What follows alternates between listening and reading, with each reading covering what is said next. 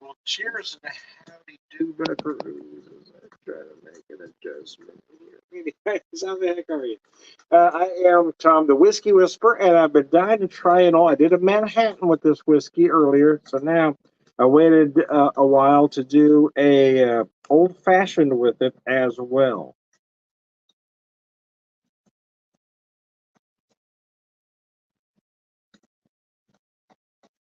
Make sure I've got it right here. All right, there we go.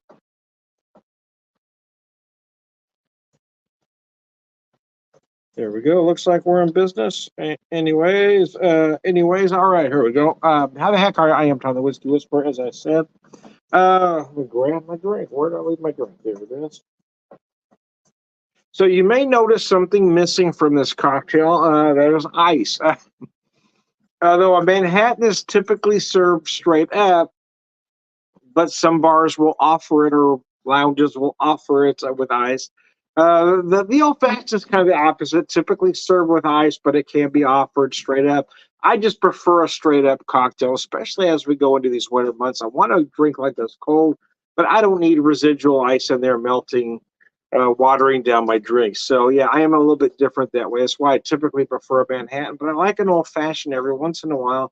I just don't like ice in my cocktail. So here we go, using my Hard Rock glasses. So here's what I got in here. I've got about 2.5 ounces of this Woodworks 115 proof rye. Let me show that to you. Got an OKC. Using my garnish is from Trader Joe's.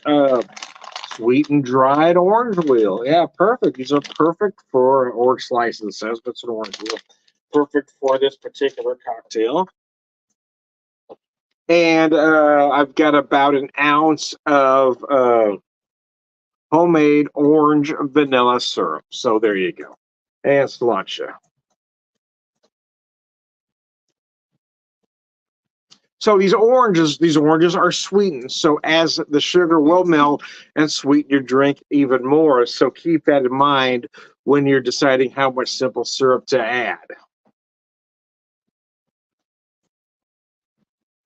I disliked the old fashioned for the longest time because every time I ordered one out, it was just too sickeningly sweet for me to drink.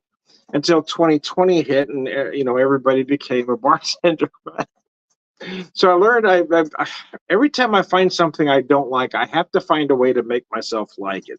So I change it up until I like it and understand the cocktail. That's kind of what I did with the old fashioned was I kept changing the makeup of the drink until I found the way I liked it, which the way I found I liked it was it's just a whole lot less sugar than most lounges or bars are going to serve it.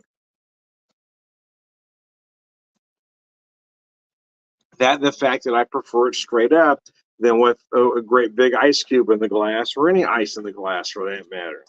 If I'm going to have ice in the glass, I prefer it to be a big square cube. However, I would prefer not to have any ice. I just like it served straight up.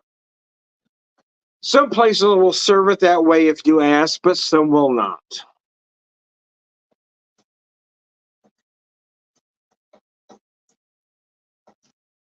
So typically, I'd never order an old fashioned out because I know they're never going to make it the way I like it. It's going to be too sweet. They're going to put too much sugar in it, and they're going to drop a big old glob of ice in there, which I don't particularly care for. While we were out at OKC, my wife found this Stirring's lemon drop cocktail mixing, and she's not typically a cocktail drinker, but she thought it sounded interesting, so we picked it up. That and it was on sale, so we bought that. So I made her a lemon drop, and we made it as per the ingredients, and it was just a tad on the tart side. So I added some of the simple syrup that she made, that orange vanilla, and that really made it more palatable, let's say.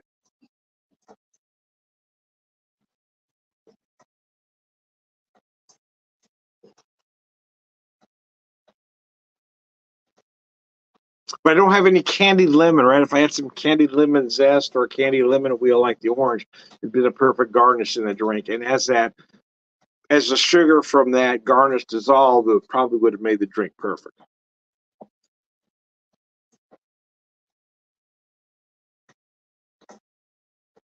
Because truthfully, if I remember to save them, but I typically don't. If I remember to take this orange wheel out of the glass when I'm done, put it in a plastic bag or wrap it up in foil, or not foil, but plastic wrap, and put it in the freezer, I can use it for next time because I don't need that extra sugar again. I just kind of like the looks of the wheel. But yeah.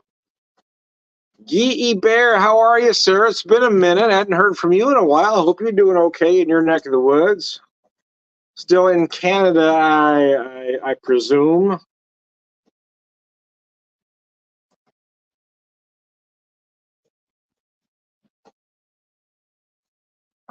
I'll post your comments. Sluncha, Gee.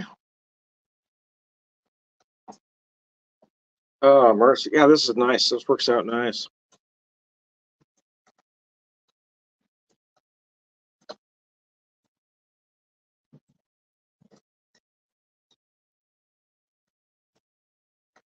Oh, man, that is delicious. Bought these glasses while my wife and I were staying at the Hard Rock in Tulsa back Monday and Tuesday. It was a lot of fun. It was a little bit out of our comfort zone, but it was fun. Quebec.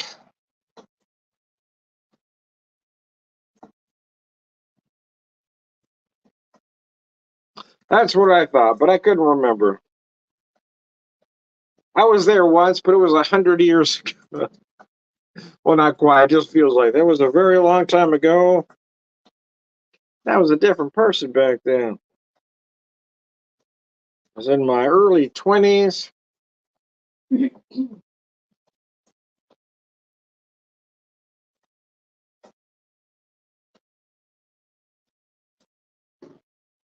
Uh,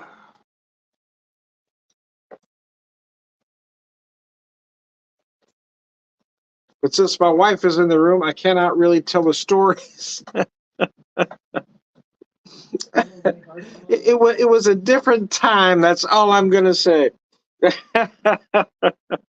That's a different time.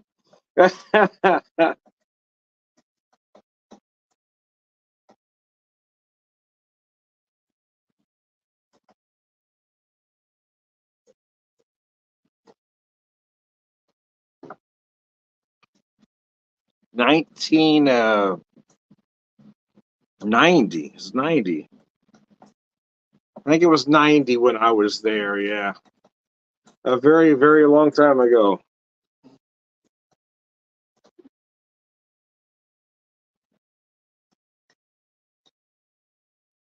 And in all honesty, of everything that happened back then, when I was in a clear mind, I don't remember a lot of. So it was a very long time ago. I won't tell you why I was there because I'm going to keep that mystery going. Why were you there, Tom? I cannot confirm or deny. I cannot confirm or deny why I was there. I was there legally for the most part. I didn't do anything illegal for the most part. I shouldn't be found on any wanted posters, as far as I know. That's a very, very long, very, very long time ago. I do remember things being expensive, though, comparatively coming from the U.S. into Canada. Remember the first place I went to eat, they were charging me like, even back then, it was seemed like an ungodly amount for an iced tea. And y'all didn't give free refills, which kind of pissed me off. Because that was kind of a standard in the States, but you all charge for every glass. So then I switched to beer, and then the story becomes a little bit different. anyway, I digress.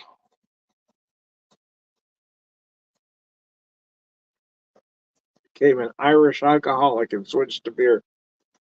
Yeah, I didn't realize they were charging me for every glass until I got the bill, because refills are free over here and refills aren't free over there apparently. I think it was, yes. I mean, it was 1990. I remember it was like 295. Thinking, holy crap, 295 for iced tea. That's it. Holy crap, you people! No wonder people don't like French Canadians. You're gouging the hell out of us, man. anyway, anyway, anyway, anyway, I digress. But I digress.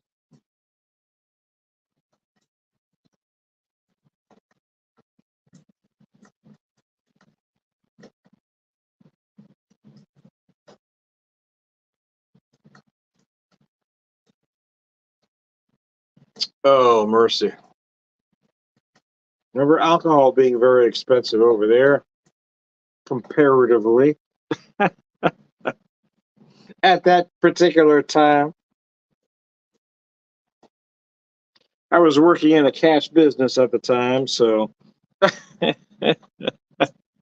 anyway. Mercy. So anyway, let's focus on the cocktail. We're gonna leave my checkered past alone for a second. Don't ask, don't tell, Tom. Woodworks Distilling Company. Let me show this to you.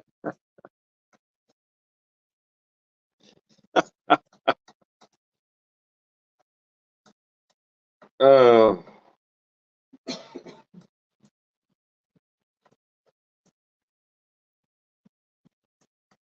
and that makes a very nice. Yeah. So yeah, again, I did about 2.5 ounces of the whiskey, 1 ounce of the homemade simple syrup. My wife made the orange wheel, but see, I put that orange wheel in, and that sugar on there will incorporate into the drink as well. So there you go. I am Tom the Whiskey Whisperer. This guy looks like his New Year's resolution was finally okay. Oh, mercy. Some people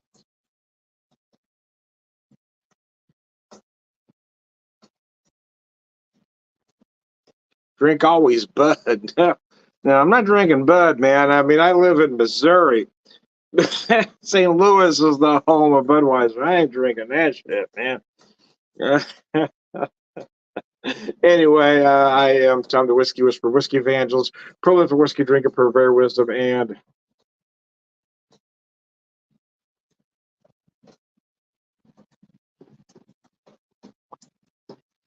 all around good guy. Slaunch it.